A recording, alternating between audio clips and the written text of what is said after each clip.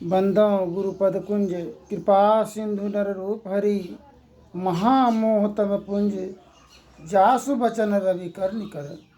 सभी धर्म प्रेमी सज्जनों एवं धर्म परायणी माताओं एवं बहनों सभी के चरण कमलों में श्रद्धा भक्ति से प्रणाम करती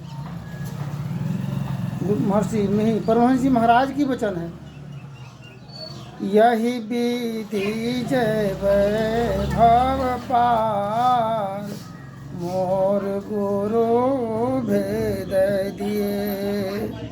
यही विधि जय वैभव पार मोर गुरु भेद दिए। दृष्टि जुगल कर लेव सुख मानी आहे। जुगल कर लेव सुख मानी आहे। देखब सूरज ब्रह्म रूप मोर गुरु भेद दिए। संत महापुरुषों की भेद लेकर के जीवन धन एवं कृतार्थ बना लेते हैं, किंतु जो नहीं लिए उसका जीवन इस प्रकार अधोगति में पड़ा होता है जिसका कि वर्णन नहीं। आज का प्रसंग है धर्म, कर्म और कर्तव्य के संबंध में।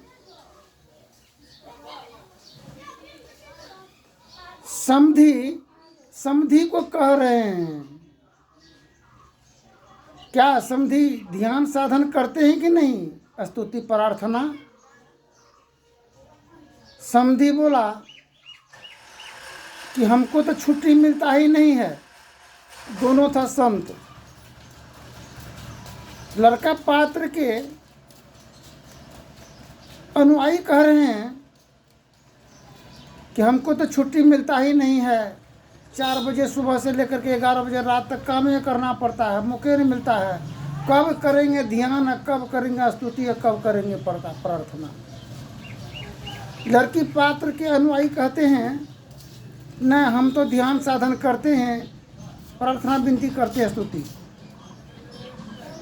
लड़का पात्र के अनुयायी कहते हैं आप हैं धर्म, ईश्वर भजन करते हैं, आप हैं धर्म। लड़की पात्र के अनुयायी धर्म होता है, लड़का पात्र के अनुयायी वो कर्म होता है। लड़की के माता कर्तव्य होता है। धर्म कर्म कर्तव्यों की निर्वहन के लिए हम लोग जिम्मेवार हैं। कल के प्रसंग में सुने हैं कि जब मन से जो मन में उतर जाता है नजरों के द्वारा, उसके अपने हाथ से लिखते हैं। ठीक इसी प्रकार अपने जीवन का जब से विवाह शादी हुआ तो 1 पन्ना किताब तो पाप का लिखे हैं। समय बीत गया 1 पन्ना पूरा करने में, पाप का खानी भरने में। अब दूसरा पन्ना उल्टा करके धर्म की लेखन को लिख रहे हैं, कर्म की, कर्तव्यों का।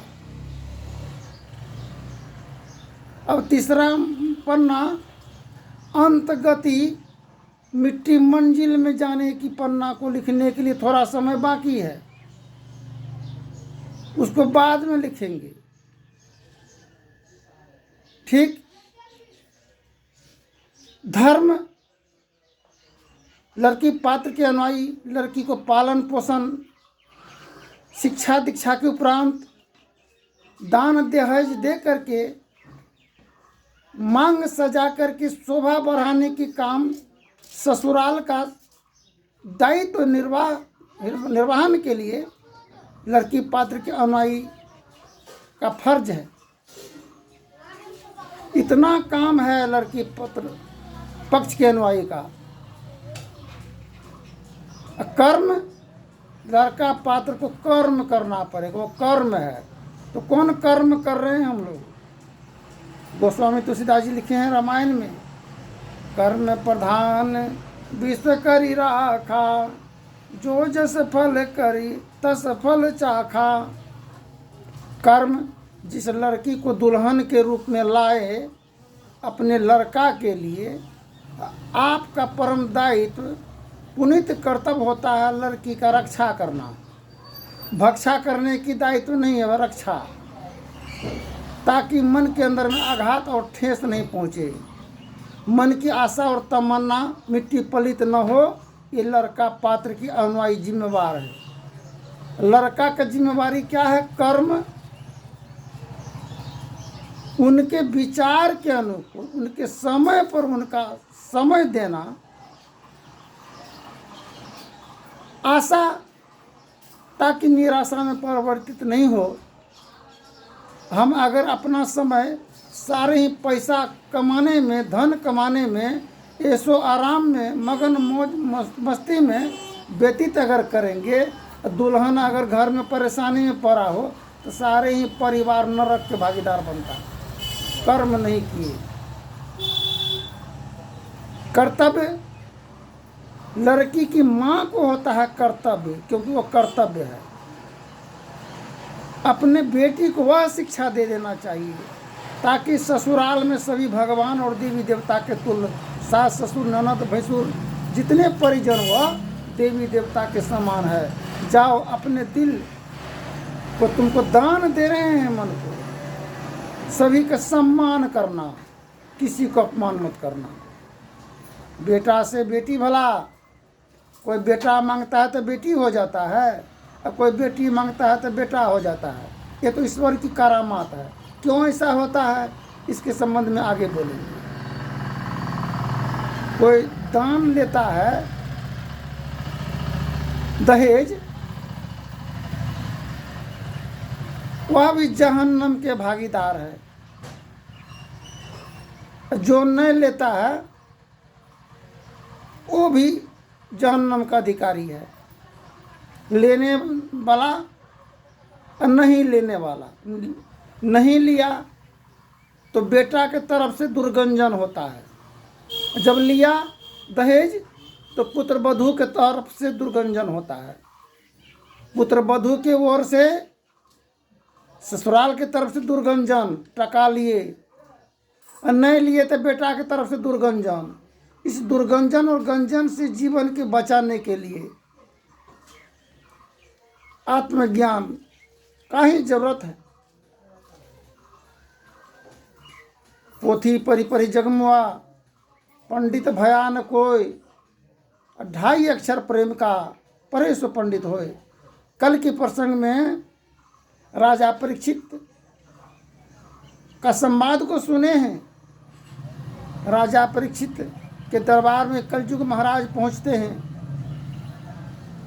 कहते हैं, राजन, हम तुम्हारे राज्य में आश्रय लेने के लिए आए हैं, स्थान दो।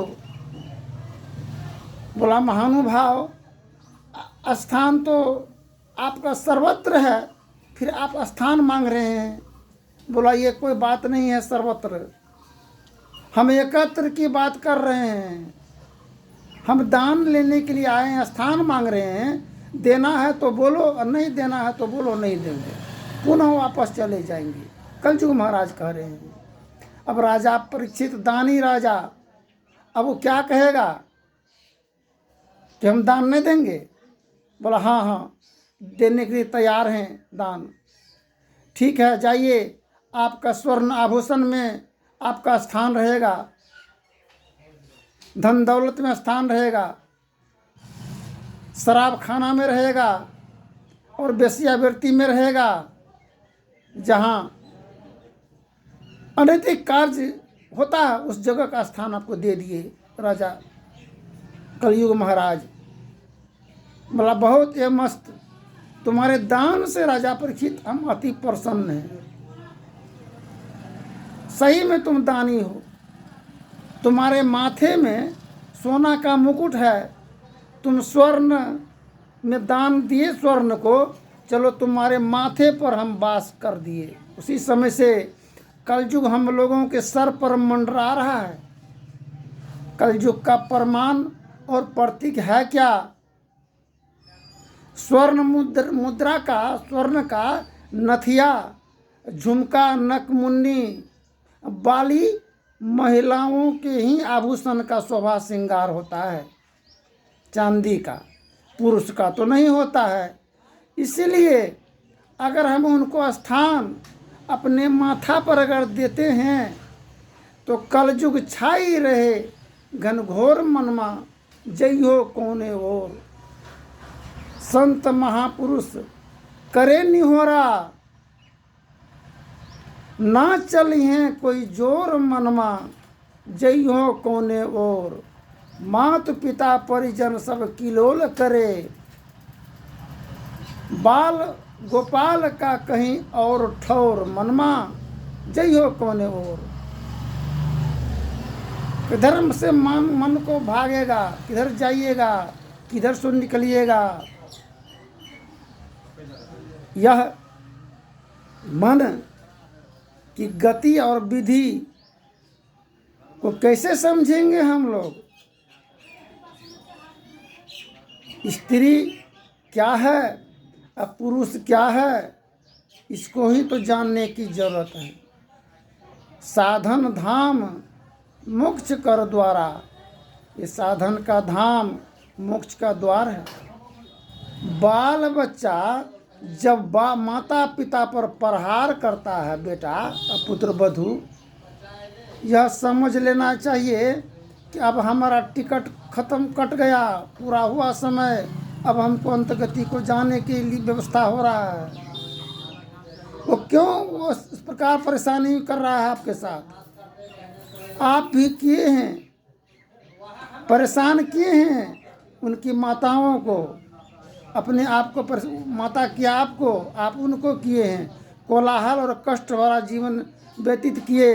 बाल बच्चा अब दोनों का बदला, दोनों असूल किससे करने जाएगा? इसलिए आप हम लोगों के तरफ जो बाल बच्चों का प्रहार होता है उसको तो पंच फैसला नहीं कर सकेगा, सरपंच से नहीं होगा, थाना कोर्ट कचहरी से नहीं होगा। वह फैसला के लिए संत महापुरुषों की दरबार है। चाहे जिस पंथ में जाइए, जिस मत में जाइए, जिस विचार में जाइए, इसके लिए सब जगह का दरवाज़ा संत महापुरुषों का खुला होता है। माता पिता का दरवाज़ा बाल बच्चा जब बंद कर देते हैं, यह दरवाज़ा जब बंद होता है तो वो दरवाज़ा परमेश्वर का सदैव खुला हुआ रहता है। इसलिए पुत्र से बड़ा पिता, पिता से बड़ा उनका पिता, इसलिए कहते हैं पितामह। पितामह दादा का भी बात मान लेना चाहिए, बाप का बात मान लेना चाहिए, और बाल बच्चों का भी सम्मान माता पिता को करना चाहिए। फिर आगे के प्रसंग में बोलेंगे। धन्यवाद। जय हिंद, जय भारत।